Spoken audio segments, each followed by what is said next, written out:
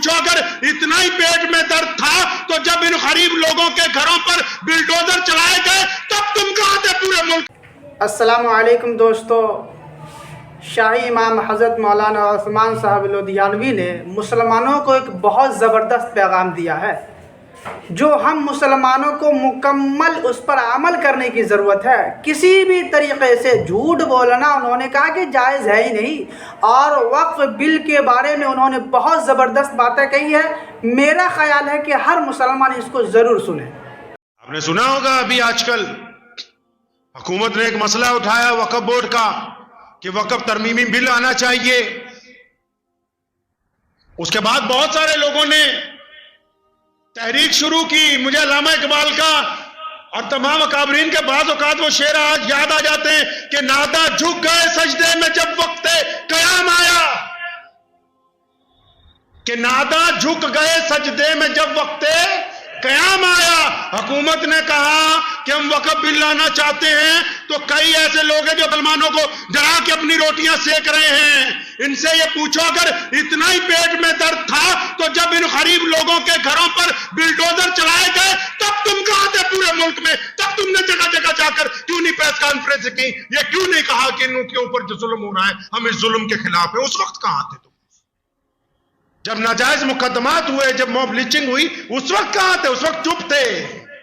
یہ مسجد، مدرسے، خانقاہیں یہ مسلمانوں سے قائم ہیں ملا جی، یہ مسلمانوں کی وجہ سے قائم ہیں، اور تم ان مسلمانوں کی بات ہی نہیں کرتے جو مظلوم ہیں، جن کے ساتھ زیادتی کی گئی، ان کی بات نہیں کی تم نے پچھلے 5-10 سالوں میں، ان کی بات کرنے لگے۔ وہی تو کہا علامہ نے کہ نادا جھک گئے سجدے میں جب وقت قیام آیا۔ یہ مت بتاؤ کہ وقف ترمیمی بل میں یہ ہو جائے گا تو وہ ہو جائے گا۔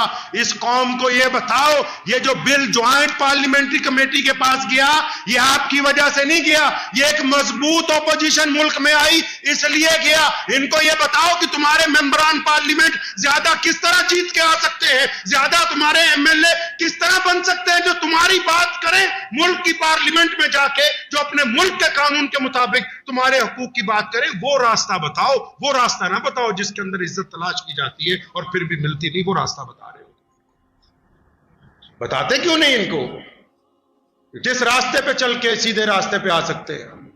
پیارے محمد صلی اللہ علیہ وسلم نے یہ بات سکھائی، مصلحت کے نام پر غریب جھوٹ بولے تو جھوٹ، امیر جھوٹ بولے تو وہ صفت ہو گئی ہے۔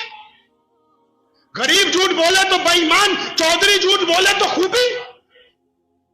غریب آدمی جھوٹ بولے تو وہ قذاب کہلائے، اور جو لوگ ممبر و محراب پر بیٹھے ہوئے ہیں وہ اگر جھوٹ بولے تو کوئی فرق پڑنے والا نہیں۔ ان کو یہ بتاؤ کہ اسلام کیا کہتا ہے۔ محمد رسول اللہ صلی اللہ علیہ وسلم نے حکم فرمایا کہ ہمارے درمیان مصلحت کی کوئی چیز نہیں ہے، ہم نے چھپا کے کوئی کام نہیں کیا، جو بھی باتیں کی ہیں وہ سر بازار کی گئی ہیں۔ اللہ کے نبی صلی اللہ علیہ وسلم نے پسند کیا سچ بولنے کو۔ نبی علیہ السلام کی یہ خوبی ہے کائنات میں سب سے بڑی کہ آپ صلی اللہ علیہ وسلم نے سچے لوگوں کو پسند کیا ہے، سچ بولنے والوں کو۔ ایک جنگ کے موقع پہ 80 منافقوں کو جنہوں نے جھوٹ بولا کہ یا رسول اللہ فلاں کام پڑ گیا تھا اس لیے پیچھے نہیں آئے، 80 کو معاف کر دیا۔ جن 3 نے سچ بولا، حضرت کعب رضی اللہ تعالیٰ عنہ، ان کو کہا کہ اچھا اب تم علیحدہ ہو جاؤ، اللہ کے حکم کا انتظار کرو، کیونکہ سچ بولنے والے محمد رسول اللہ کے پسندیدہ تھے۔ رسول اللہ کے وہ پسندیدہ تھے۔ نبی علیہ السلام چاہتے تھے اللہ کی مدد ان کے ساتھ آئے۔ کعب رضی اللہ تعالیٰ فرماتے ہیں میں جب پیچھے رہ گیا میں نے بہت سوچا نبی علیہ السلام آئیں گے، یہ کہہ دوں گا وہ کہہ دوں گا، بلا کے فرمایا میرا دل اس بات پر ٹھہر گیا کہ کعب کوئی بہانہ نہ کرنا، جھوٹ نہ بولنا، اپنے گناہ کو قبول کرنا کہ واقعی تجھ سے غلطی ہوئی اور تو محمد رسول اللہ کے پیچھے نہیں جا سکا۔